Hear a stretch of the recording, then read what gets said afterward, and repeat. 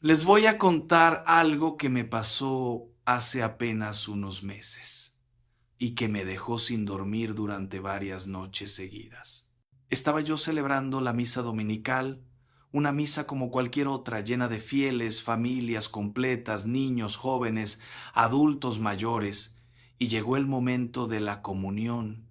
Como siempre, las filas se formaron largas, interminables casi, y yo fui distribuyendo el cuerpo de Cristo uno por uno, mirando los rostros de las personas, viendo sus ojos, sintiendo en mi corazón de sacerdote esa responsabilidad enorme de estar dando a Jesús mismo en mis manos. Y de repente, cuando ya iba como a la mitad de la fila, se acercó una mujer, una señora que yo conocía bien porque venía todas las semanas, una mujer devota aparentemente, de esas que siempre están en primera fila, que rezan el rosario antes de misa, que cantan todos los cantos, y cuando le iba a dar la hostia consagrada, algo en mi espíritu, algo que solo puedo explicar como un toque del Espíritu Santo, me hizo detenerme. Y le pregunté en voz muy baja, casi en un susurro, Hermana, ¿está usted en gracia de Dios para recibir la comunión? Y ella me miró con una cara de sorpresa tremenda, como si yo le hubiera hecho la pregunta más extraña del mundo, y me dijo, Pues claro, padre, yo vengo todos los domingos. Yo soy muy católica. Y yo insistí. No sé por qué, pero insistí. Pero dígame, ¿se ha confesado recientemente? ¿Hay algún pecado grave en su conciencia? Y entonces, hermanos, entonces su rostro cambió completamente, se puso pálida, sus ojos se llenaron de lágrimas y me dijo con la voz quebrada, Padre, tengo 20 años viviendo en unión libre con mi pareja. Nunca me casé por la iglesia. Nadie me dijo que eso estaba mal, nadie me dijo que no podía comulgar. Yo pensaba que como venía a misa, como rezaba, como era buena persona, todo estaba bien. Y en ese momento, en ese instante preciso, con la fila larguísima detrás de ella, con todos esperando, yo tuve que decirle, hermana, no puedo darle la comunión, pero venga a verme después de la misa, por favor, necesitamos hablar. ¿Y saben qué fue lo que más me impactó de todo ese episodio? No fue que ella estuviera en pecado mortal, porque eso tristemente lo veo todo el tiempo. Lo que me impactó fue su sorpresa genuina, su desconocimiento absoluto, el hecho de que llevaba 20 años, hermanos, comulgando en pecado mortal, cometiendo un sacrilegio todas las semanas, y nadie, absolutamente nadie, le había dicho que eso estaba mal. Ni su familia, ni sus amigos católicos, ni los sacerdotes que había tenido antes, nadie. Y ese día me di cuenta de algo terrible, de algo que me llenó de una tristeza profunda. Estamos fallando como iglesia, estamos fallando en enseñar la verdad, estamos fallando en explicarle a la gente lo sagrado que es la Eucaristía y lo serio que es acercarse a comulgar. Y esto se los digo con todo el dolor de mi alma, pero también con toda la claridad que puedo tener. Hay miles, tal vez millones de católicos que están comulgando indignamente, que están profanando el cuerpo de Cristo, que están cometiendo sacrilegios todos los domingos y lo hacen sin saberlo, por ignorancia, porque nadie les ha enseñado, porque vivimos en una época donde ya casi nadie habla de pecado, donde casi nadie habla de infierno, donde todo es misericordia barata, donde todo es Dios te ama tal como eres sin llamar a la conversión verdadera.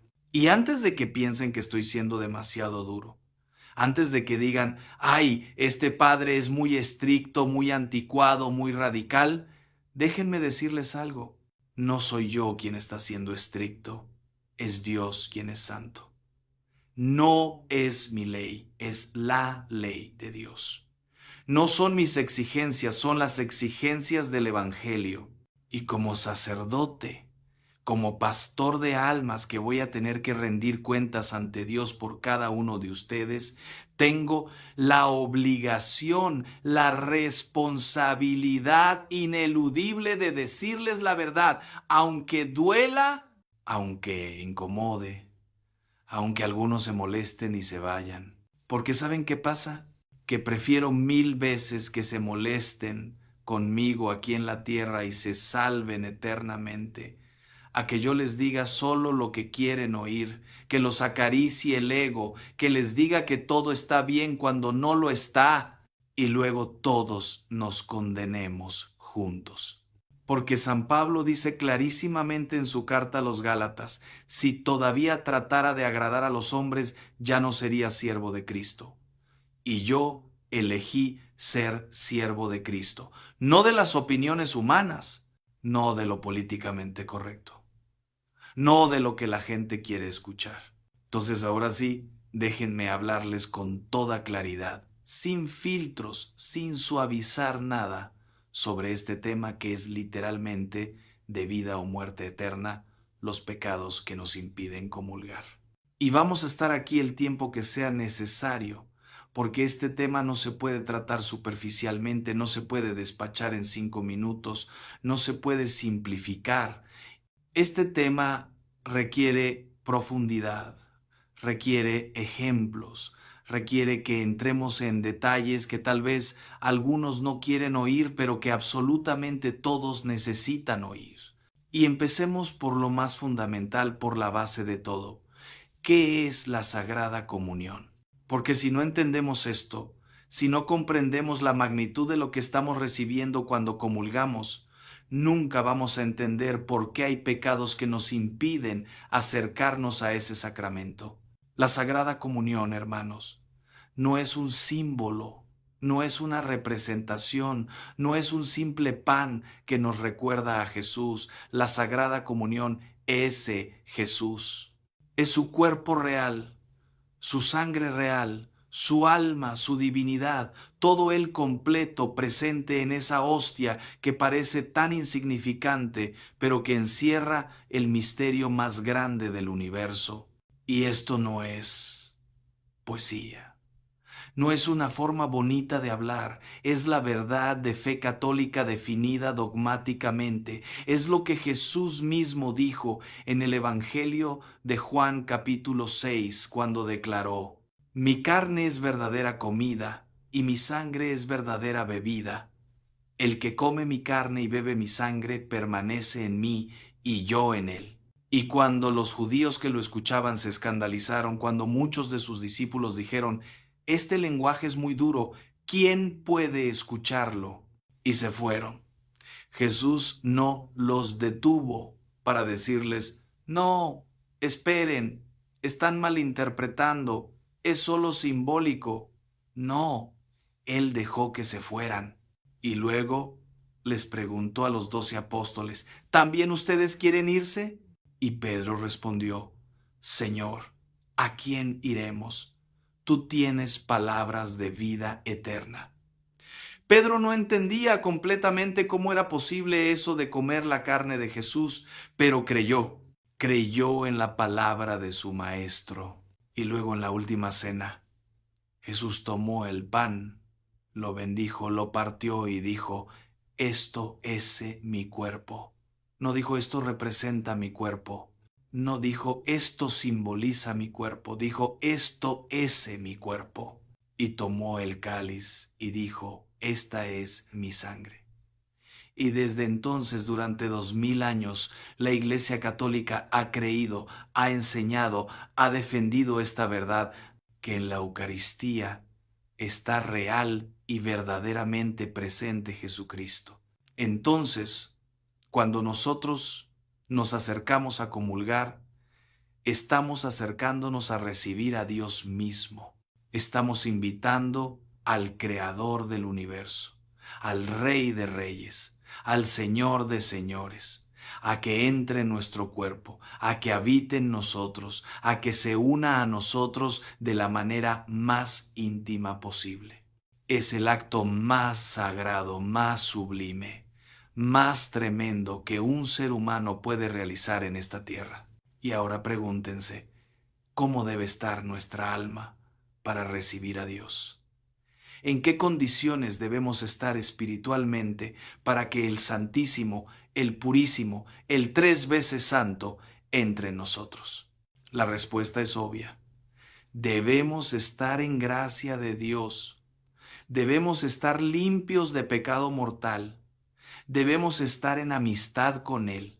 Y aquí es donde entra la enseñanza de San Pablo que ya mencioné pero que necesito repetir porque es demasiado importante. En 1 Corintios capítulo 11, versículos 27 al 29, San Pablo escribe bajo inspiración del Espíritu Santo. Por tanto, quien coma el pan o beba la copa del Señor indignamente, será culpable del cuerpo y de la sangre del Señor. Examínese cada uno a sí mismo antes de comer de ese pan y beber de esa copa, porque el que come y bebe sin discernir el cuerpo del Señor, come y bebe su propia condenación. ¿Escucharon eso? Su propia condenación. No es una exageración, no es una forma dramática de hablar, es la verdad revelada por Dios. Si comulgamos indignamente, estamos condenándonos a nosotros mismos. Y San Pablo sigue diciendo, por eso hay entre ustedes muchos enfermos y débiles, y algunos han muerto. Está diciendo que la comunión indigna trae consecuencias no solo espirituales, sino hasta físicas, que Dios mismo castiga, Dios mismo permite que haya consecuencias cuando profanamos su cuerpo. Y ahora sí, entremos en lo específico, en lo concreto, cuáles son esos pecados que nos impiden comulgar. Porque no basta con decir pecados mortales, necesitamos saber exactamente cuáles son, necesitamos ejemplos claros, necesitamos que no quede ninguna duda. Y lo primero que tienen que entender es la diferencia entre pecado venial y pecado mortal, porque esta distinción es fundamental y muchos católicos la desconocen o la confunden. El Catecismo de la Iglesia Católica, que es el compendio oficial de nuestra fe, lo explica así. El pecado mortal es una posibilidad radical de la libertad humana. Resulta en la pérdida de la caridad y la privación de la gracia santificante, es decir, del estado de gracia. Si no es redimido por el arrepentimiento y el perdón de Dios, causa la exclusión del reino de Cristo y la muerte eterna del infierno. Léanlo de nuevo, despacio, porque cada palabra es importante. El pecado mortal mata la gracia en nuestra alma, rompe nuestra amistad con Dios. Y si morimos en ese estado sin arrepentirnos, nos lleva al infierno eterno. No es un juego, no es algo menor, es literalmente una cuestión de vida o muerte eterna. Y para que un pecado sea mortal, como ya dije, pero voy a repetir porque es crucial, tiene que cumplir 3 condiciones simultáneamente. Primera, materia grave. Tiene que ser algo objetivamente serio, algo que viola gravemente la ley de Dios. Segunda, pleno conocimiento. La persona tiene que saber que lo que está haciendo es pecado grave. No puede ser por ignorancia invencible. Y tercera, deliberado consentimiento. La persona tiene que hacerlo libremente, con plena voluntad, sin que haya coacción o impedimento que disminuya su libertad. Cuando se dan estas 3 condiciones juntas, ese pecado es mortal. Y cuando hay un pecado mortal, sin confesar en nuestra alma, no podemos comulgar. Punto. No hay excepciones. No hay casos especiales. No hay, pero es que yo. No. Si hay pecado mortal sin confesar, no se puede comulgar hasta que no nos confesemos sacramentalmente con un sacerdote. Y ahora sí, vamos uno por uno, con ejemplos concretos, con situaciones reales, para que no quede ninguna duda. Y les pido que me escuchen, sin juzgar a nadie, sin señalar a otros, sino examinando su propia conciencia, preguntándose, ¿Estoy yo cometiendo alguno de estos pecados? El primer grupo de pecados mortales, y tal vez el más común en nuestra sociedad actual, son los pecados contra el sexto y noveno mandamiento. No cometerás adulterio y no desearás la mujer de tu prójimo. Estos mandamientos protegen la sexualidad humana, el matrimonio, la castidad. Y hermanos, aquí hay que decir las cosas clarísimas, porque hay una confusión tremenda, porque la sociedad nos ha lavado el cerebro haciéndonos creer que lo que Dios llama pecado es normal, es aceptable, es hasta bueno. Las relaciones sexuales fuera del matrimonio sacramental son pecado mortal. Y cuando digo matrimonio sacramental me refiero al matrimonio católico válido, celebrado ante la iglesia, con un sacerdote o diácono como ministro, con 2 testigos. Si ustedes están teniendo relaciones sexuales y no están casados sacramentalmente, están en pecado mortal. Y esto incluye todo, absolutamente todo. La fornicación, que es cuando 2 personas solteras tienen relaciones sexuales. No importa que los 2 estén de acuerdo, no importa que se quieran, no importa que nadie salga herido, Dios diseñó la sexualidad para el matrimonio y vivirla fuera de ese contexto es pecado grave. Y sé que esto va contra toda la mentalidad moderna. Sé que el mundo nos dice que está bien, que es normal, que todos lo hacen, pero nosotros no somos del mundo, nosotros somos de Cristo. Y tenemos que vivir según sus mandamientos, no según las costumbres de una sociedad que ha perdido el norte moral. Y déjenme explicarles por qué Dios diseñó las cosas así, porque no es capricho, no es que Dios quiera amargarnos la vida. La sexualidad es algo precioso, algo hermoso, algo sagrado. Es el poder de cocrear con Dios. Es el poder de traer nuevas vidas al mundo. Y ese poder tan tremendo, tan serio, necesita el contexto adecuado para ser vivido plenamente. Necesita compromiso, necesita estabilidad, necesita apertura a la vida, necesita el marco del matrimonio sacramental donde 2 personas se han comprometido ante Dios a amarse fielmente hasta que la muerte los separe. Cuando vivimos la sexualidad fuera del matrimonio, la estamos sacando de su contexto natural, la estamos desvirtuando, la estamos convirtiendo en algo que no es. La convertimos en búsqueda egoísta de placer, en uso del otro, en cerrazón a la vida muchas veces. Y eso hace daño, hermanos, aunque no lo veamos inmediatamente. Hace daño emocional, hace daño psicológico, hace daño espiritual. Las relaciones prematrimoniales. ¿Cuántas parejas de novios, incluso parejas que se van a casar dentro de unos meses por la iglesia, ya están teniendo relaciones sexuales? Y piensan, total, ya nos vamos a casar, ya está todo planeado, ya compramos el vestido, ya reservamos el salón.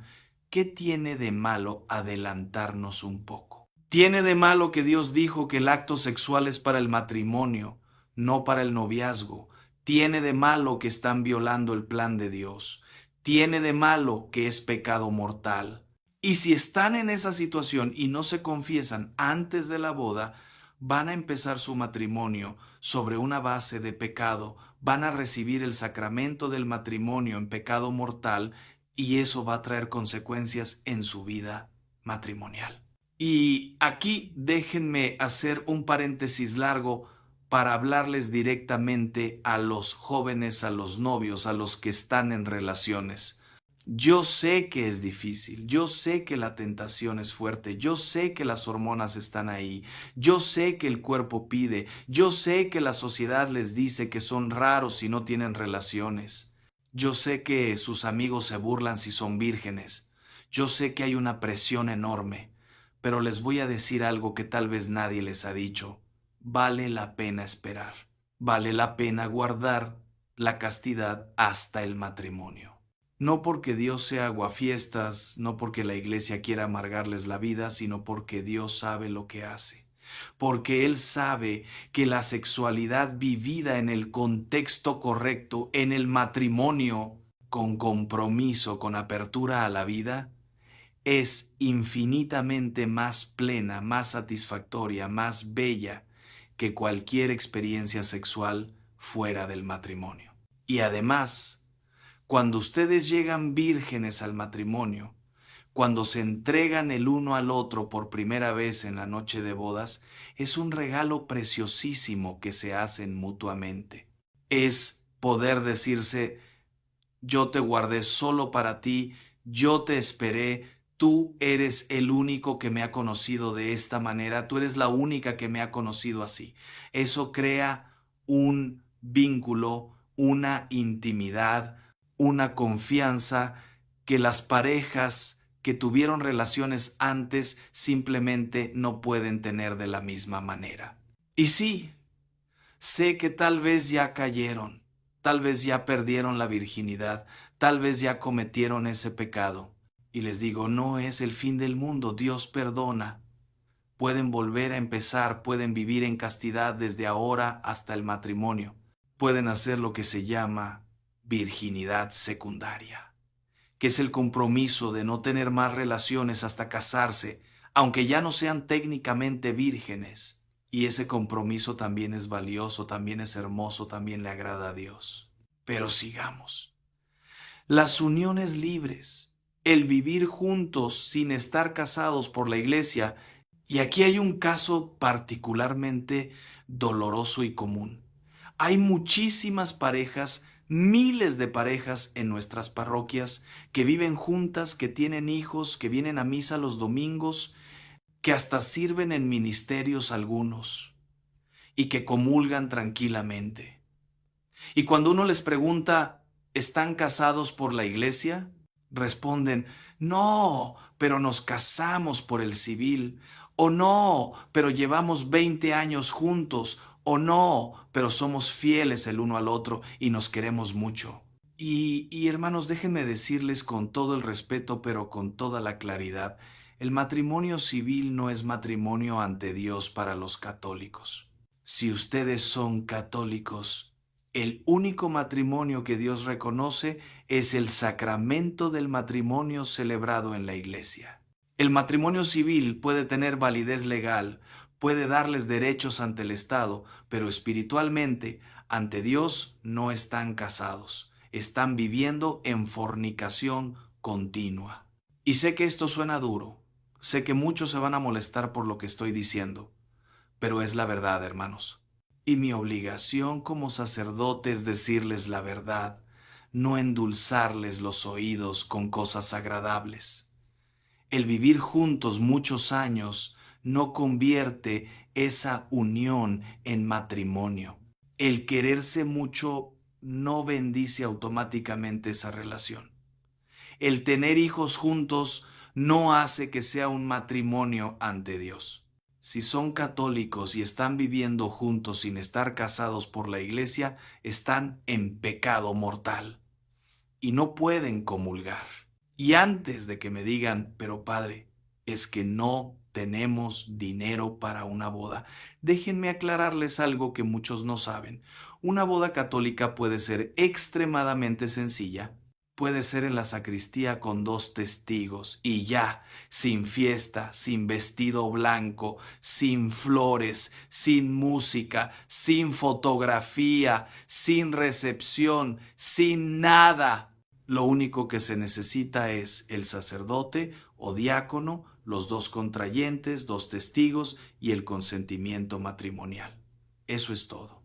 El costo puede ser mínimo, a veces hasta cero, si hablan con el sacerdote y explican su situación. Lo que importa es el sacramento, no la celebración social. La fiesta es linda, la celebración es bonita, pero no es lo esencial. Lo esencial es el sacramento, es el sí que se dan ante Dios. Es la bendición de la iglesia sobre esa unión. Entonces, si ustedes están viviendo juntos y no se han casado por la iglesia porque piensan que tienen que hacer una boda grande y cara, están en un error grave. vengan a hablar conmigo, con cualquier sacerdote, y vamos a encontrar la manera de casarlos sacramentalmente lo antes posible, de la forma más sencilla posible. Y si por alguna razón no pueden casarse inmediatamente, si hay impedimentos que resolver, si hay papeles que conseguir, si hay procesos que completar, entonces mientras tanto tienen que vivir como hermanos, tienen que vivir en castidad completa, sin relaciones sexuales, hasta que puedan regularizar su situación. Sé que suena difícil, sé que parece imposible, pero hermanos, para Dios todo es posible. Y hay parejas que han vivido así durante meses, durante años incluso, esperando poder casarse, viviendo bajo el mismo techo pero en castidad, y Dios les ha dado la gracia para hacerlo. El adulterio. Cuando una persona casada le es infiel a su cónyuge, está cometiendo uno de los pecados más graves que existen. Está rompiendo el pacto sagrado que hizo ante Dios. Está traicionando a la persona con quien prometió ser fiel hasta la muerte. Está destruyendo la confianza. Está devastando a su familia. Está dañando a sus hijos si los tiene. El adulterio es pecado mortal gravísimo. Y una persona que está cometiendo adulterio no puede acercarse a comulgar hasta que termine esa relación adúltera. Se confiese, haga penitencia y trabaje en restaurar su matrimonio si es posible. Y aquí tengo que mencionar algo que muchos hacen y piensan que está bien: el adulterio emocional. Hay personas que no tienen relaciones sexuales físicas con alguien que no es su cónyuge, pero tienen relaciones emocionales profundamente inapropiadas. Están constantemente mensajeándose con alguien del trabajo, están compartiendo cosas íntimas que deberían compartir solo con su esposo o esposa, están teniendo esa conexión emocional y romántica con otra persona y piensan, bueno, pero no estamos haciendo nada físico, así que no es pecado. Hermanos, Jesús dijo: todo el que mira a una mujer deseándola, ya cometió adulterio con ella en su corazón. El adulterio no empieza en la cama, empieza en el corazón, empieza en la mente, empieza en esas conversaciones inapropiadas, en esa cercanía emocional que no debería estar ahí. Y aunque tal vez no sea pecado mortal al mismo nivel que el adulterio físico consumado, dependiendo de qué tan lejos haya llegado, sí es pecado grave, sí está mal, sí puede destruir un matrimonio. Y aquí tengo que hablar de un caso particularmente difícil y doloroso: las personas divorciadas que se vuelven a casar civilmente. Y este es un tema que causa mucho dolor, mucha confusión, mucha controversia, pero la enseñanza de la Iglesia sobre este punto es clara, aunque muchos la desconocen o no la quieren aceptar. El matrimonio sacramental es indisoluble. Jesús lo dijo clarísimamente en el Evangelio: lo que Dios unió, que no lo separe el hombre. Y cuando los fariseos le preguntaron sobre el divorcio, Jesús respondió: por la dureza de su corazón Moisés les permitió divorciarse. Pero al principio no fue así. Yo les digo que quien se divorcia de su mujer, salvo el caso de unión ilegítima, y se casa con otra, comete adulterio. Entonces, cuando una persona se casa sacramentalmente, ese matrimonio es para siempre ante Dios, hasta que la muerte los separe. No hay poder humano que pueda disolver un matrimonio sacramental válido y consumado. Ni el Papa mismo puede disolverlo. Es indisoluble por voluntad de Cristo. Si esa persona se divorcia civilmente, ante Dios sigue casada. El divorcio civil puede romper el vínculo legal, puede terminar los efectos civiles del matrimonio, pero no rompe el vínculo sacramental. Ese vínculo permanece mientras los dos cónyuges vivan. Y si esa persona divorciada se vuelve a casar civilmente con otra persona, ante Dios está cometiendo adulterio, porque su matrimonio sacramental sigue vigente, sigue válido, ella o él siguen casados con su primer cónyuge ante Dios. Y esto es tremendamente doloroso, hermanos, lo sé, porque hay casos terribles de personas que sufrieron abusos en su matrimonio, que fueron abandonadas cruelmente, que vivieron situaciones horribles, que hicieron todo lo posible por salvar su matrimonio, pero no pudieron. Y mi corazón sufre con ellos, de verdad que sufro cuando veo esos casos. Hay víctimas inocentes. Hay personas que no quisieron el divorcio, que lucharon por su matrimonio, pero el otro simplemente se fue. Pero hermanos, y esto es muy difícil de decir y muy difícil de aceptar, pero tengo que decirlo. La verdad de Dios no cambia según nuestras circunstancias. El matrimonio es indisoluble y si no podemos obtener una declaración de nulidad, tenemos que aceptar esa cruz, por pesada que sea. Y sé que esto va contra todo lo que la sociedad nos dice. Sé que el mundo piensa que esto es cruel, que es injusto, que es inhumano. Pero no es la iglesia siendo cruel, es la iglesia siendo fiel a lo que Cristo enseñó. Ahora bien, hay una diferencia importantísima que muchos no conocen y que puede ser una luz de esperanza para algunos: la nulidad matrimonial. La nulidad no es lo mismo que el divorcio, y es crucial entender esta diferencia porque puede cambiar completamente la situación de una persona. El divorcio dice: este matrimonio existió válidamente. Fue un matrimonio verdadero, pero se acabó, se rompió. La iglesia rechaza el divorcio en ese sentido, porque un matrimonio sacramental válido no se puede romper. La nulidad dice algo completamente diferente. Este matrimonio nunca existió válidamente desde el principio.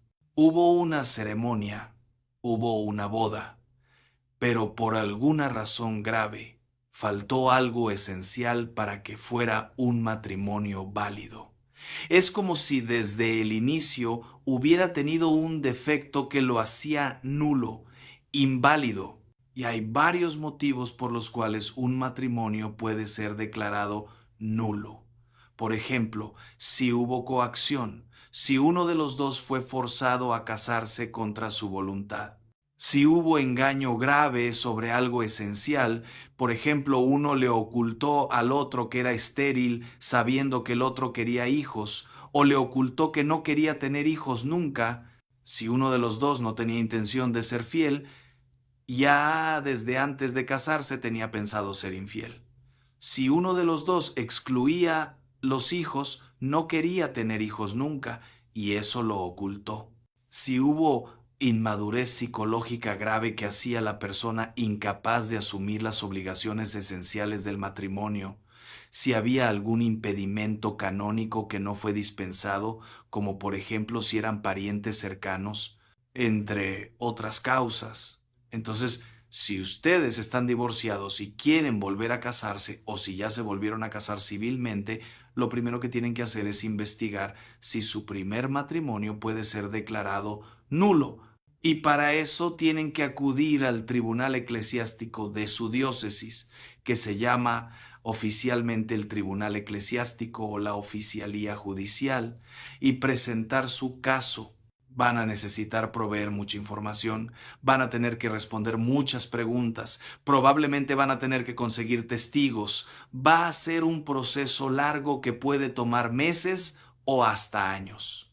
Pero si al final el tribunal determina que sí, que ese matrimonio fue nulo desde el inicio, entonces ustedes están libres para casarse de nuevo por la iglesia.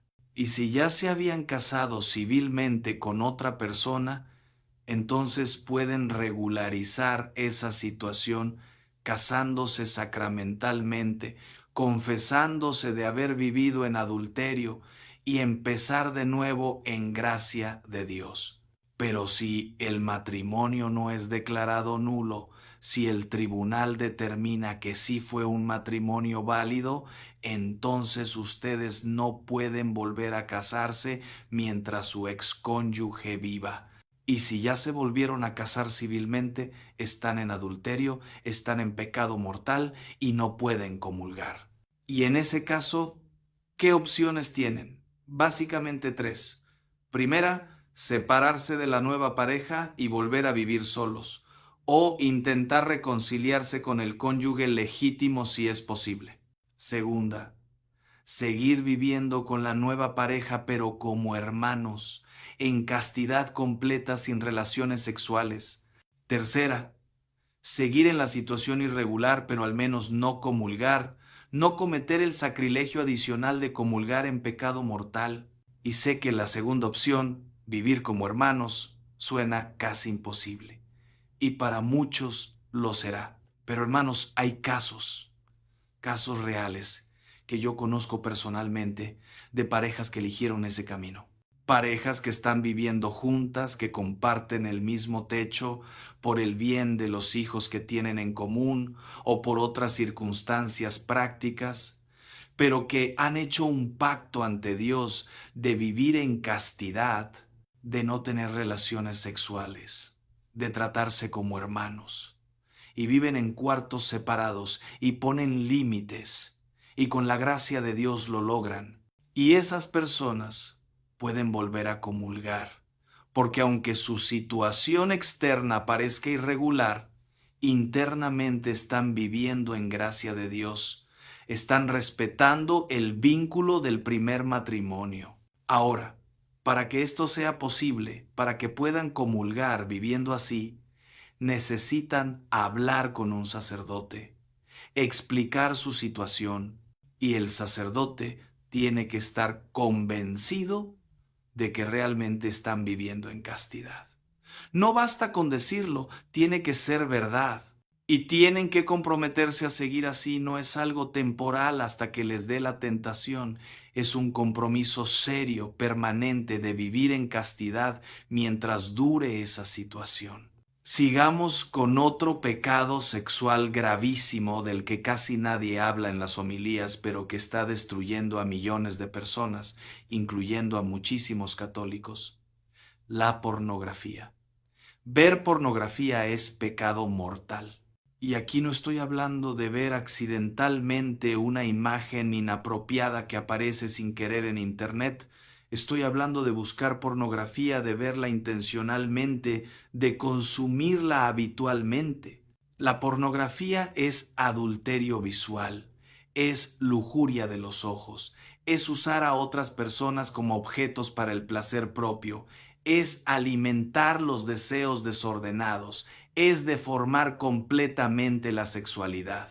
Porque la sexualidad fue diseñada por Dios para ser vivida en el contexto del amor conyugal, abierta a la vida, en una relación de entrega mutua. La pornografía pervierte todo eso. Convierte el sexo en un espectáculo, en consumo, en uso del otro. Enseña una sexualidad falsa, violenta muchas veces, degradante, que no tiene nada que ver con el amor verdadero. Y lo que es particularmente diabólico de la pornografía es que crea adicción. No es exageración, no es forma de hablar, es literalmente una adicción a nivel neurológico. Las personas empiezan viendo cosas relativamente suaves y poco a poco necesitan cosas más fuertes, más perversas, más violentas, más extremas para sentir la misma excitación. Es una escalada que puede llevar a lugares oscurísimos, a adicciones terribles, incluso a comportamientos criminales en los casos más extremos. Y sé que especialmente muchos hombres están luchando con esta adicción, aunque también hay muchas mujeres. Sé que caen una y otra vez.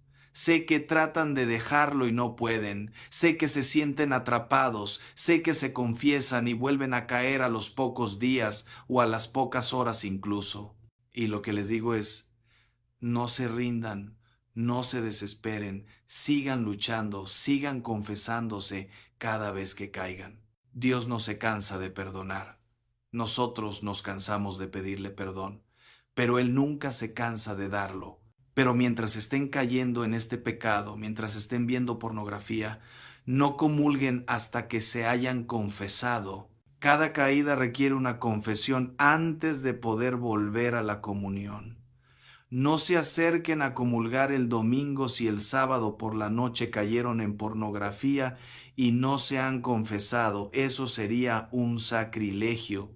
Y busquen ayuda, hermanos. Pongan filtros en sus dispositivos, en sus computadoras, en sus teléfonos. Hay programas excelentes como Covenant Eyes que no solo bloquean contenido inapropiado, sino que envían reportes a una persona de confianza de lo que ustedes han estado viendo. Busquen un grupo de apoyo. Hay grupos católicos específicos para hombres que luchan con la pornografía.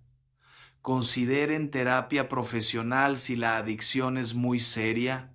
Conságrense a María. Pídanle a ella que los proteja, que los cubra con su manto de pureza. Y junto con la pornografía está la masturbación, que es otro pecado contra la castidad, otro pecado mortal. El Catecismo de la Iglesia Católica lo dice claramente en el número 2352. Por masturbación se ha de entender la excitación voluntaria de los órganos genitales a fin de obtener un placer venéreo. Tanto el magisterio de la Iglesia, de acuerdo con una tradición constante, como el sentido moral de los fieles, han afirmado sin ninguna duda que la masturbación es un acto intrínseca y gravemente desordenado. ¿Por qué es pecado grave? Porque el acto sexual fue diseñado por Dios para darse en el contexto del amor conyugal, en el matrimonio, abierto a la procreación y al amor mutuo entre los esposos. Cuando alguien se masturba, está tomando ese acto y volviéndolo completamente egoísta, cerrado sobre sí mismo, sin apertura al otro ni a la vida.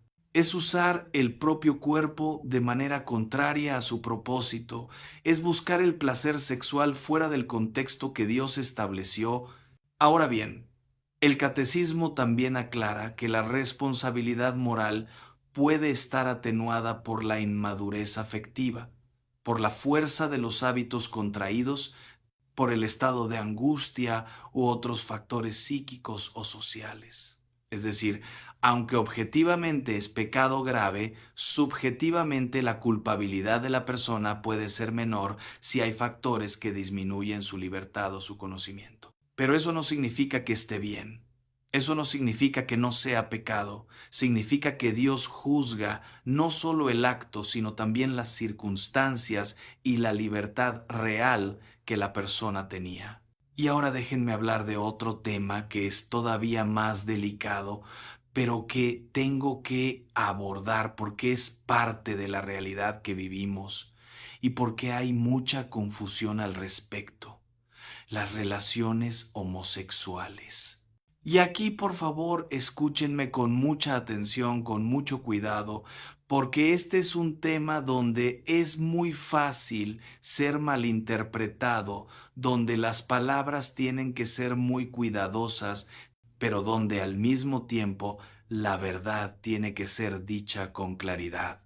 La Iglesia enseña, y esto está en el Catecismo, que toda persona, absolutamente toda persona, independientemente de su orientación sexual, tiene una dignidad infinita porque fue creada a imagen y semejanza de Dios.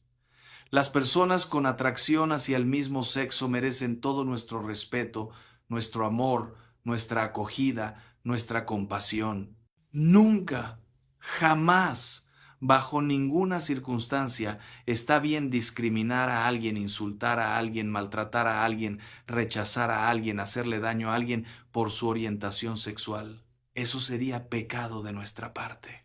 Pero al mismo tiempo, y esto no contradice lo anterior, sino que lo complementa, la Iglesia enseña que los actos homosexuales son objetivamente pecado grave. No la atracción, la tendencia, la orientación, que puede no ser elegida y que por lo tanto no es pecado en sí misma si la persona no la alimenta voluntariamente. Pero los actos, las relaciones sexuales entre personas del mismo sexo, eso sí es pecado mortal según la enseñanza constante de la Iglesia basada en la Sagrada Escritura y en la tradición. Y esto no es porque la Iglesia sea homofóbica, no es porque seamos intolerantes, no es porque queramos discriminar, es porque creemos que Dios diseñó la sexualidad humana con un propósito específico: la unión del hombre y la mujer en el matrimonio, abierta a la procreación. Esa complementariedad entre hombre y mujer, esa apertura a la vida, es parte esencial de lo que la sexualidad es según el plan de Dios. Y cuando eso no está presente, cuando la sexualidad se vive de otras maneras, se está desviando de ese plan. Entonces, una persona con atracción homosexual que está viviendo su atracción en castidad, que no está teniendo relaciones sexuales, que está llevando esa cruz con paciencia y con gracia, puede comulgar perfectamente. De hecho, esa persona está viviendo heroicamente su fe, está haciendo un sacrificio tremendo por amor a Cristo y merece todo nuestro respeto y admiración. Pero una persona que está teniendo relaciones homosexuales, que está viviendo en pareja con alguien del mismo sexo, que está viviendo activamente esa sexualidad, está en pecado mortal y no puede comulgar hasta que termine esa relación, se confiese y se proponga vivir en castidad. Y sé que en el mundo actual esto suena terrible. Sé que me van a acusar de promover el odio, de ser retrógrado, de estar en contra de los derechos de las personas LGBT, pero no es odio, hermanos. Es la verdad. Es la enseñanza de Cristo que la Iglesia ha guardado durante 2000 años. Y la verdad, aunque duela, aunque incomode, aunque nos cueste amigos, aunque nos traiga persecución, es la única que nos hace libres. Pasemos ahora al quinto mandamiento: no matarás. Y aquí entramos en temas que tienen que ver con la vida humana, con su protección, con su respeto desde la concepción hasta la muerte natural. Y el pecado mortal más grave, más horrible, más abominable relacionado con este mandamiento es el aborto. Matar a un ser humano inocente en el vientre de su madre es un crimen que clama al cielo, es uno de los pecados más graves que existen ante Dios. Es quitarle la vida a alguien que no puede defenderse, que no hizo absolutamente nada malo, que tiene todo el derecho dado por Dios a vivir. Y no importa en qué etapa del embarazo se haga, no importan las circunstancias, el aborto provocado es siempre y en todo caso pecado mortal gravísimo. Y una persona que ha cometido aborto directamente o que ha cooperado en un aborto, ya sea pagándolo, llevando a la mujer a la clínica, presionándola para que lo hiciera, acompañándola sabiendo a qué iba, está en pecado mortal gravísimo. Y además, según el Código de Derecho Canónico en el Canon 1398, la persona que comete aborto, si lo hace conociendo la pena, incurre automáticamente en excomunión latae sententiae. Eso significa que queda excomulgada automáticamente, sin necesidad de que haya un proceso o una sentencia, simplemente por el hecho de haber cometido ese crimen. La excomunión es la pena más grave que tiene la Iglesia. Significa que la persona está separada de la comunión con la Iglesia, que no puede recibir los sacramentos, que no puede ejercer ministerios, que no puede recibir las indulgencias. Es una situación gravísima que requiere ser levantada para que la persona pueda volver plenamente a la comunión con la Iglesia. Pero quiero decirles algo muy importante, algo que necesitan grabar en su corazón. No hay pecado que Dios no pueda perdonar. No hay crimen tan horrible que esté más allá de la misericordia infinita de Dios.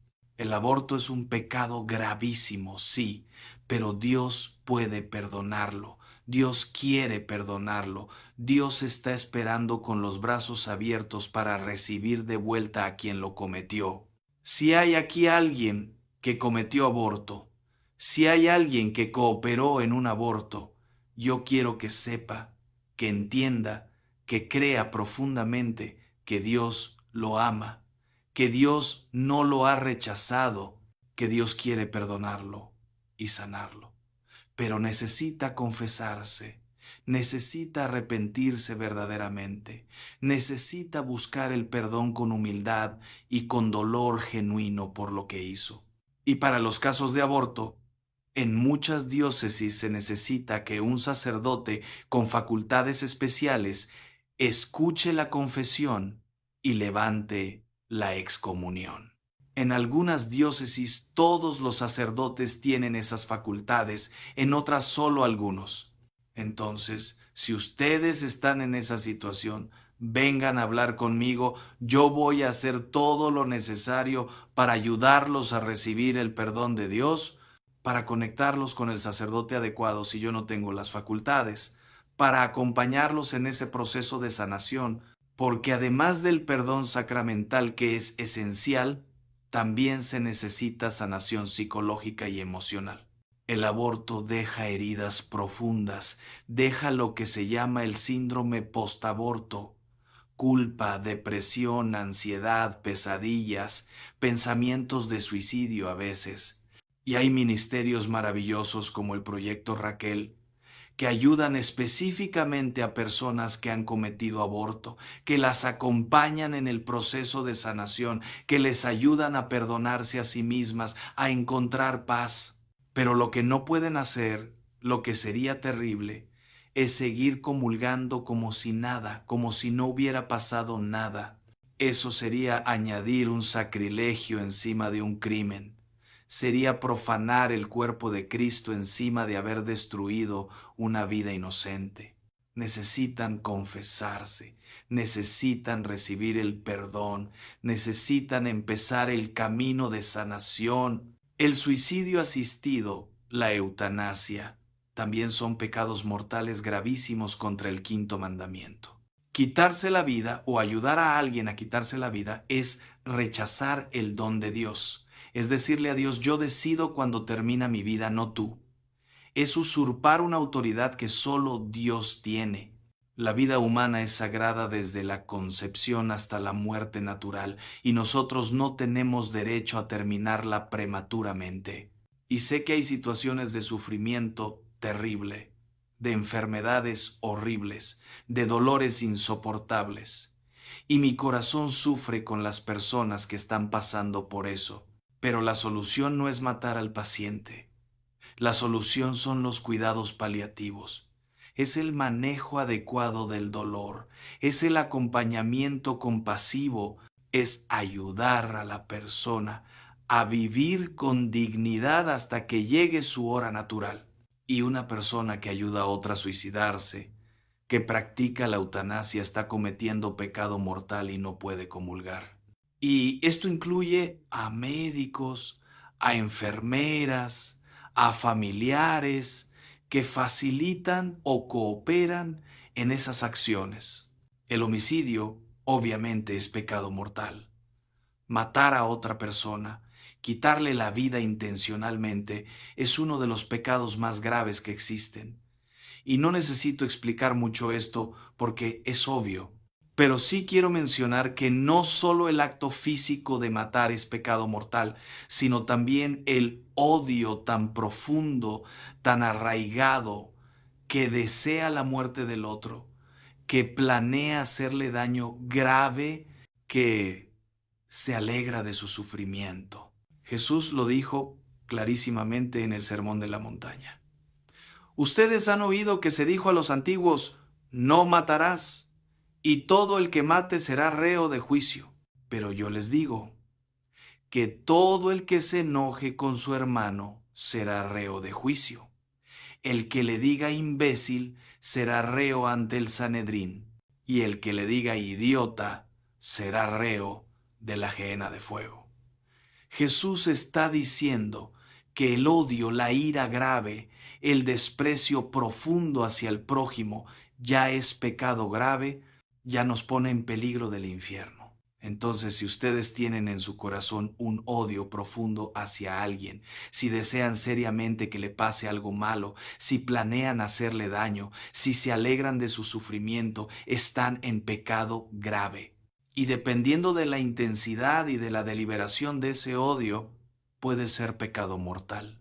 Y esto me lleva directamente a otro punto importantísimo, la falta de perdón. Si ustedes tienen en su corazón un rencor grave, si se niegan conscientemente a perdonar una ofensa seria, si guardan resentimiento profundo hacia alguien, eso puede ser pecado mortal, porque Jesús fue absolutamente claro, sin dejar lugar a dudas. Si ustedes perdonan a los hombres sus ofensas, también su Padre Celestial los perdonará a ustedes. Pero si no perdonan a los hombres, tampoco su Padre les perdonará sus ofensas. ¿Escucharon eso? Es una condición. El perdón de Dios hacia nosotros está condicionado a que nosotros perdonemos a los demás. Y en el Padre Nuestro, la oración que Jesús mismo nos enseñó, rezamos: perdona nuestras ofensas como también nosotros perdonamos a los que nos ofenden. Estamos pidiéndole a Dios que nos perdone en la misma medida en que nosotros perdonamos. Si no perdonamos, no seremos perdonados.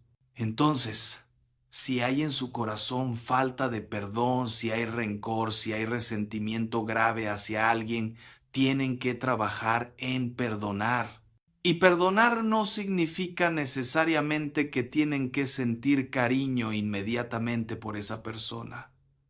No significa que tienen que confiar en ella de nuevo. No significa que tienen que exponerse a más daño. No significa que no puede haber justicia o consecuencias apropiadas para lo que hizo. Perdonar es un acto de la voluntad, es decir, yo renuncio a la venganza, yo renuncio al deseo de verlo sufrir, yo pongo este asunto en las manos de Dios, yo lo libero de la deuda que tiene conmigo. Pueden y deben poner límites sanos, pueden alejarse de personas tóxicas o peligrosas, pueden tomar medidas legales si es necesario, pero no pueden guardar odio en el corazón, no pueden alimentar el deseo de venganza, no pueden regodearse en el resentimiento. Y si lo hacen, si se niegan conscientemente a perdonar cuando Dios claramente les está pidiendo que lo hagan, están en pecado mortal y no pueden comulgar. Sigamos con el séptimo mandamiento: no robarás. El robo grave es pecado mortal. Y cuando digo grave, me refiero a cantidades significativas de dinero o bienes, o cuando el robo, aunque sea de poco, causa un daño serio a quien fue robado. Por ejemplo, robarle $100 a una persona rica tal vez no sea pecado mortal porque no le causa un daño significativo. Pero robarle $100 a una persona pobre que necesita ese dinero para comer, eso sí es pecado mortal porque le causa un daño grave. El fraude en los negocios, engañar a los clientes, vender productos defectuosos sabiendo que lo son y ocultándolo, cobrar precios injustos, aprovechándose de la necesidad o la ignorancia de otros, dar menos de lo prometido, usar pesas o medidas falsas. Todo eso es pecado grave cuando la cantidad involucrada es significativa. La corrupción, el soborno, el uso indebido de fondos públicos, el robo al Estado son pecados graves. Si ustedes son funcionarios públicos y están usando su posición para enriquecerse ilícitamente, si están aceptando sobornos, si están desviando fondos que deberían ir al bien común, están cometiendo pecado mortal.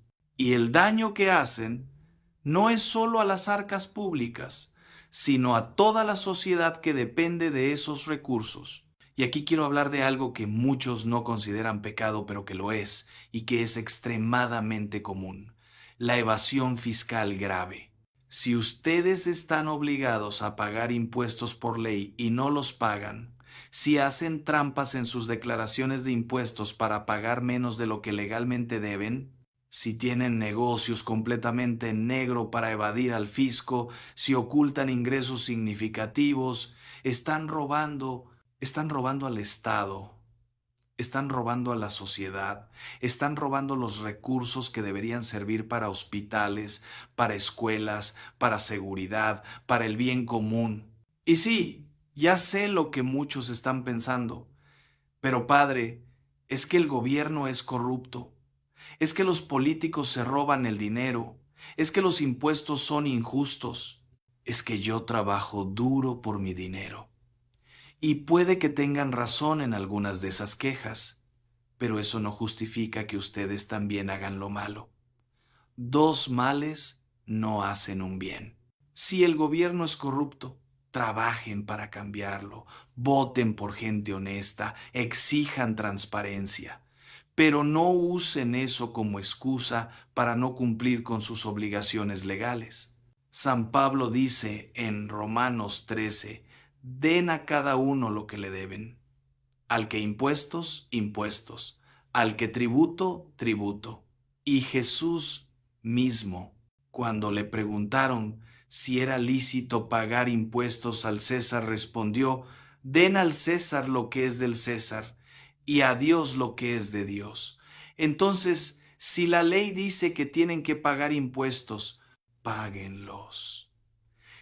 Y si la cantidad evadida es significativa, están en pecado mortal. No pagar lo que se debe cuando se tiene con qué pagarlo también es una forma de robo. Si ustedes le deben dinero a alguien, si tienen deudas que pueden pagar, pero no las pagan por comodidad, por egoísmo, por querer usar ese dinero en otras cosas, están cometiendo injusticia. Ahora, si genuinamente no tienen con qué pagar, si están en una situación económica desesperada y están haciendo todo lo posible por salir adelante, eso es diferente, eso no es pecado.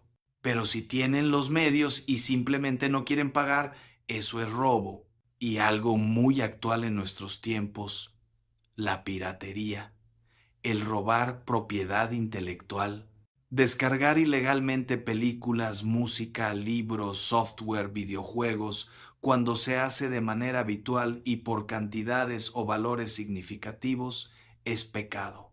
Y sé que muchos dirán, pero es que todos lo hacen, pero es que las compañías tienen mucho dinero, pero es que está muy caro comprarlo legal, pero es que yo no le estoy quitando nada físico a nadie.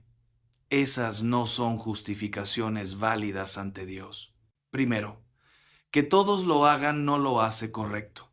Segundo, que las compañías tengan mucho dinero no les da derecho a robarles. Tercero, que algo sea caro no justifica robarlo. Y cuarto, aunque no le estén quitando un objeto físico a nadie, sí le están quitando el pago justo por su trabajo, por su creación, por su propiedad intelectual.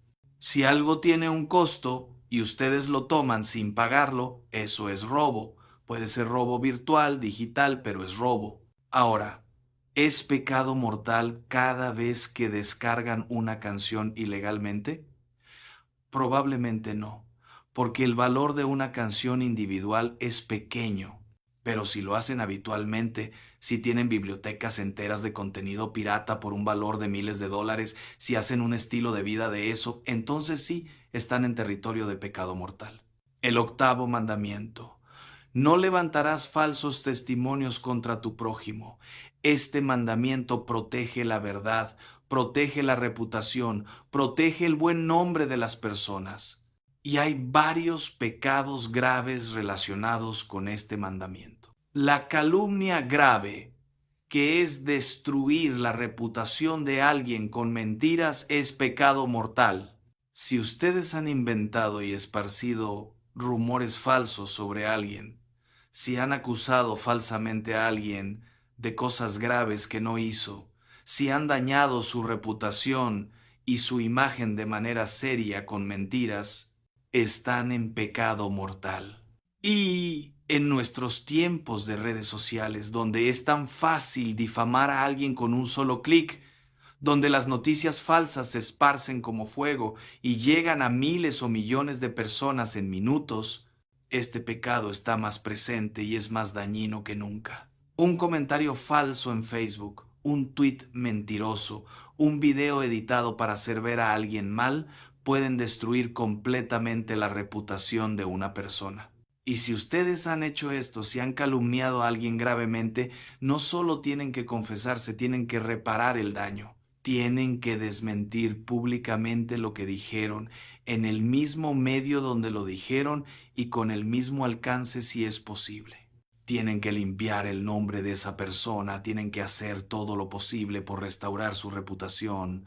Y si causaron daños materiales, por ejemplo, la persona perdió su trabajo por sus mentiras, tienen que compensar esos daños si está en sus posibilidades. El falso testimonio en un juicio, mentir bajo juramento, perjurio, también es pecado gravísimo. Y si esa mentira causa que una persona inocente sea condenada injustamente, o que una persona culpable de crímenes graves quede libre para seguir dañando a otros, el pecado es aún muchísimo mayor. Están pervirtiendo la justicia, están causando un daño terrible, no solo a esa persona, sino a toda la sociedad. El primer mandamiento: amarás al Señor tu Dios con todo tu corazón, con toda tu alma, con todas tus fuerzas y con toda tu mente. Y aquí entran varios pecados gravísimos que tienen que ver con nuestra relación con Dios, con la fe, con las cosas sagradas. La apostasía, que es renegar de la fe completamente, rechazar a Dios conscientemente, abandonar el cristianismo, es pecado mortal gravísimo. Y no estoy hablando de tener dudas, de pasar por crisis de fe, de luchar con preguntas difíciles. Estoy hablando de rechazar a Dios de manera consciente, deliberada, definitiva. Decir, ya no creo en Dios. Rechazo la fe católica. Ya no soy cristiano.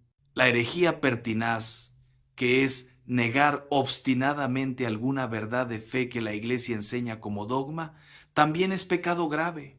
Por ejemplo, negar la divinidad de Cristo, negar la Trinidad, negar la presencia real de Jesús en la Eucaristía, negar la Inmaculada Concepción, negar que María es Madre de Dios.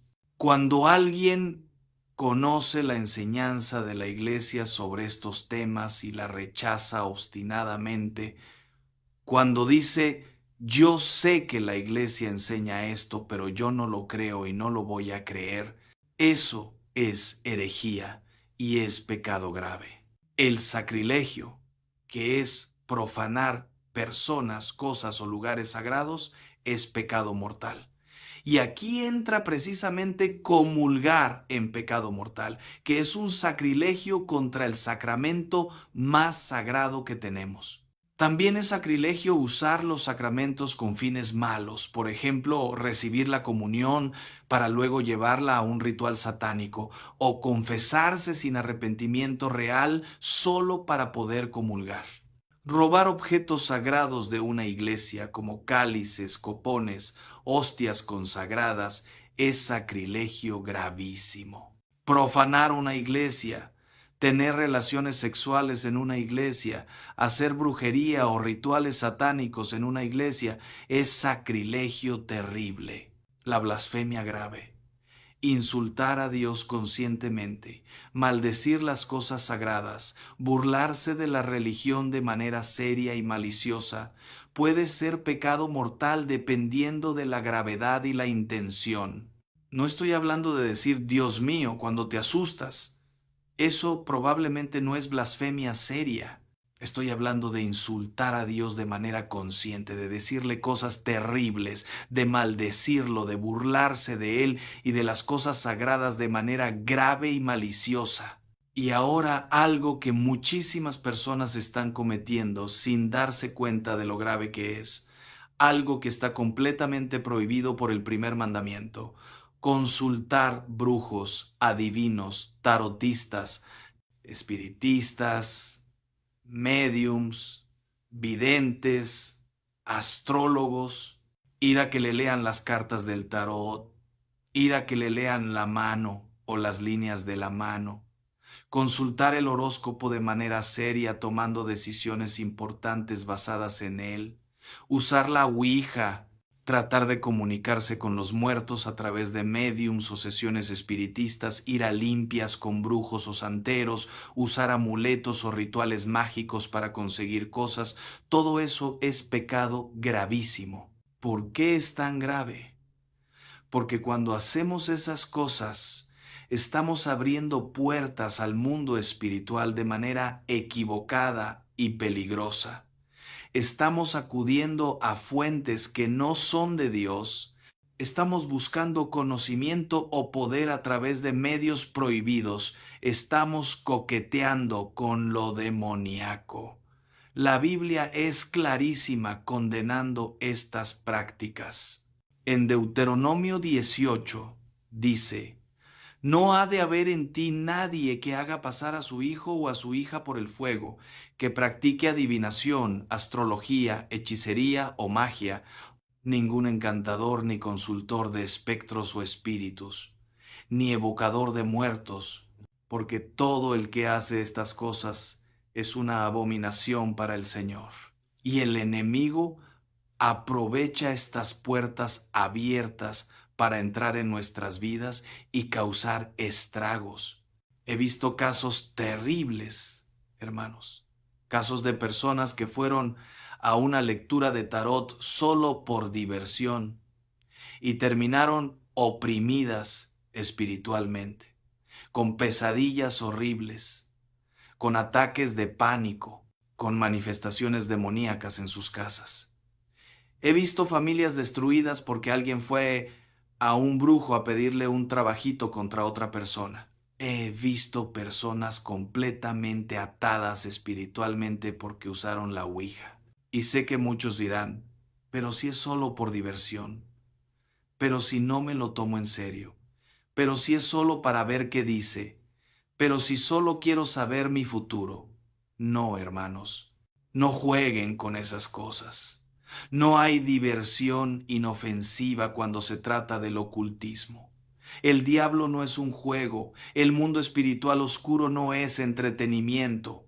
Aléjense completamente de todo eso.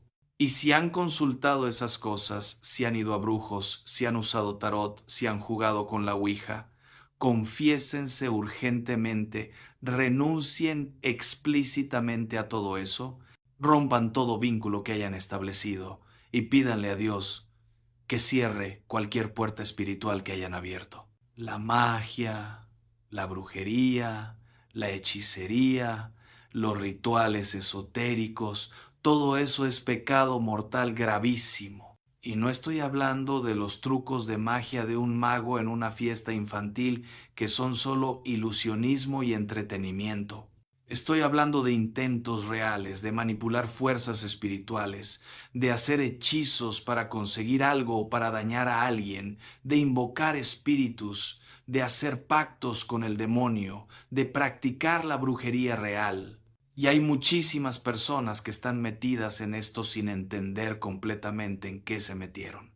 Gente que practica la nueva era, que habla de energías y vibraciones y el universo te lo devuelve, que practica Reiki, que usa cristales con intenciones mágicas, que hacen rituales de luna llena, que se meten en sociedades secretas con rituales esotéricos. Todo eso, cuando va más allá de lo meramente natural y entra en lo espiritual oculto, es terreno peligrosísimo, es pecado grave, es abrir puertas al enemigo. Hermanos, después de este recorrido extensísimo por los pecados mortales más comunes, quiero que entiendan algo fundamental. No les estoy diciendo todo esto para asustarlos. No les estoy diciendo esto para condenarlos. No les estoy diciendo esto para que se sientan mal o para que se desesperen.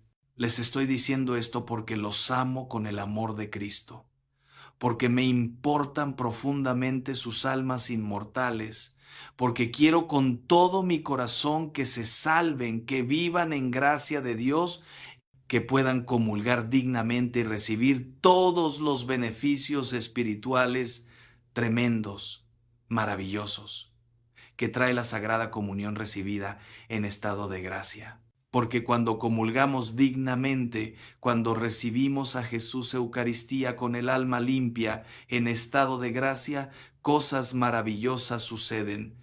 Nuestra unión con Cristo se fortalece y se profundiza. Los pecados veniales que hayamos cometido son perdonados. Somos preservados de futuros pecados mortales. Recibimos gracias preventivas que nos ayudan a no caer. Nuestra caridad se inflama. Nuestro amor a Dios y al prójimo crece. Recibimos gracias especiales y específicas para vivir como cristianos auténticos en nuestra vida diaria. Nuestros lazos con toda la Iglesia, con todos los miembros del cuerpo de Cristo, se fortalecen. La Eucaristía es alimento espiritual que nutre nuestra alma. Es medicina que sana nuestras heridas espirituales. Es fuerza que nos sostiene en las pruebas. Es anticipo y prenda del cielo. Es el mayor don que Dios nos ha dado después de su vida misma. Entonces, ¿qué quiero, qué necesito, qué les suplico que hagan después de escuchar todo esto? Primero, que hagan un examen de conciencia profundo, serio, honesto, exhaustivo. No un examen superficial de 5 minutos, sino un examen verdadero donde realmente se miren a sí mismos con honestidad brutal. Siéntense en un lugar tranquilo. Apaguen el celular, apaguen la televisión, eliminen todas las distracciones y en silencio, con la ayuda del Espíritu Santo, repasen su vida con cuidado. Usen los 10 mandamientos como guía. Tomen cada mandamiento uno por uno y pregúntense con toda sinceridad: ¿he violado este mandamiento de manera grave? ¿He cometido estos pecados que el Padre mencionó? ¿Hay pecados mortales en mi alma en este momento? Y sean absolutamente honestos con ustedes mismos. No se mientan, no se autoengañen, no minimicen, no justifiquen lo injustificable, no busquen excusas, no se escondan detrás de racionalizaciones. Si han cometido pecados mortales, reconózcanlo con humildad. Admítanlo ante ustedes mismos primero y luego ante Dios. Siéntanlo con dolor genuino, no solo por miedo al castigo del infierno, aunque ese temor es legítimo y saludable, sino porque han ofendido a Dios que tanto los ama, porque han rechazado su gracia, porque han dañado su relación con Él. Segundo, vayan a confesarse lo más pronto posible. No lo pospongan, no digan la próxima semana. No digan después de Navidad, no digan cuando tenga tiempo. Si hay pecados mortales en su alma, están en peligro espiritual grave en este preciso momento. Si murieran hoy, ahora mismo, sin confesarse, su destino eterno está en juego, están arriesgando la condenación eterna. Entonces es urgente, es prioritario, es lo más importante que pueden hacer en este momento de su vida. Busquen a un sacerdote, cualquier sacerdote. Si conocen los horarios de confesión en su parroquia, vayan. Si no hay confesiones programadas pronto, llamen y pidan una cita. Si su párroco no puede atenderlos pronto, busquen en otra parroquia cercana, pero confiésense lo antes humanamente posible.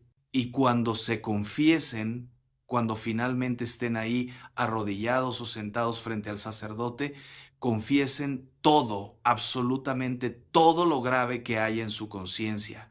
No se guarden nada por vergüenza, por pena, por temor a lo que el sacerdote vaya a pensar. Los sacerdotes hemos escuchado absolutamente todo, créanme, absolutamente todo. Nada de lo que ustedes puedan decir nos va a escandalizar o sorprender.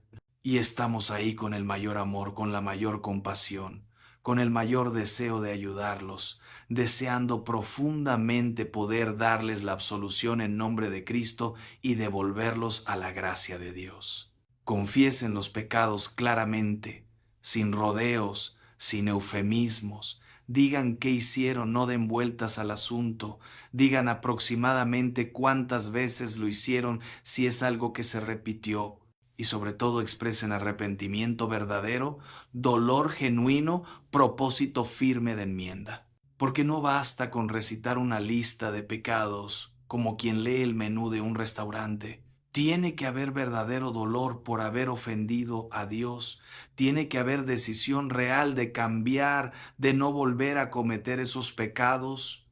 Tercero, propongan firmemente no volver a pecar. Y esto es crucial, absolutamente crucial, porque la confesión sin propósito de enmienda no es válida. Dios perdona a quien se arrepiente sinceramente y propone no volver a ofenderlo. Si ustedes se confiesan, pero en su corazón ya están planeando seguir cometiendo el mismo pecado, si se están confesando solo para poder comulgar, pero sin intención real de cambiar, esa confesión no vale, no reciben el perdón. Siguen en pecado mortal. Ahora bien, propósito de enmienda no significa que nunca más en su vida van a volver a caer en ese pecado. Significa que van a luchar con todas sus fuerzas para no caer, que van a poner todos los medios necesarios para evitarlo, que van a huir de las ocasiones de pecado, que si caen será por debilidad y no por decisión deliberada. Dios entiende nuestra debilidad, sabe que somos frágiles, que podemos caer de nuevo, pero lo que Él exige es que lo intentemos, que luchemos, que pongamos de nuestra parte. Cuarto, hagan la penitencia que el sacerdote les dé, por pequeña que sea, y si es posible y están en condiciones, hagan penitencia adicional. Si han estado comulgando en pecado mortal durante mucho tiempo, si han cometido sacrilegios repetidos, si han cometido pecados particularmente graves, ofrezcan algo más a Dios como muestra de su arrepentimiento, un ayuno, una limosna generosa, una oración extendida, una peregrinación, algún sacrificio significativo, no porque Dios necesite nuestras penitencias, sino porque nosotros necesitamos expresar externamente el dolor interno que sentimos. Y quinto, después de confesarse, después de recibir la absolución, después de recuperar la gracia de Dios, acérquense a comulgar con alegría inmensa, con gratitud profunda, con amor desbordante hacia Jesús, que los perdona y los recibe de vuelta.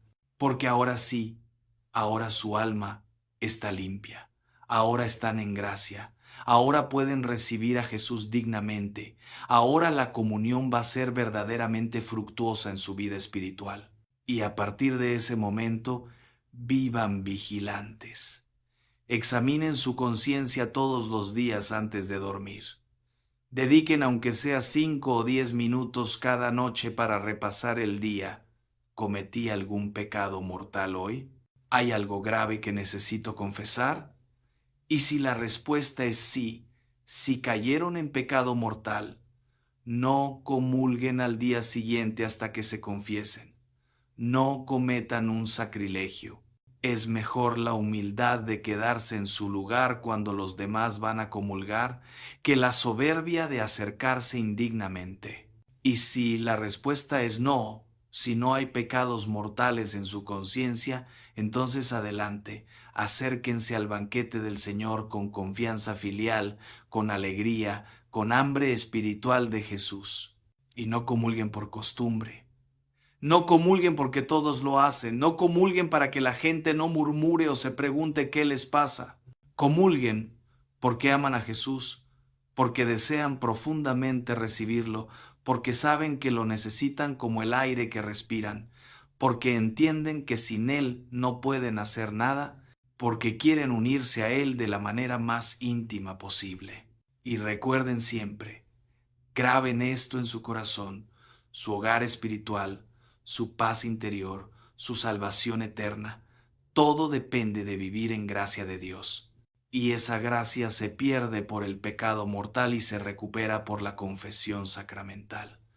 Entonces cuiden su alma como cuidan su vida física, con atención, con cuidado, con vigilancia constante. Que Dios Todopoderoso les dé la gracia de comprender la grandeza y la santidad de la Eucaristía, que el Espíritu Santo les ilumine la mente y el corazón para reconocer sus pecados con claridad y arrepentirse de ellos sinceramente.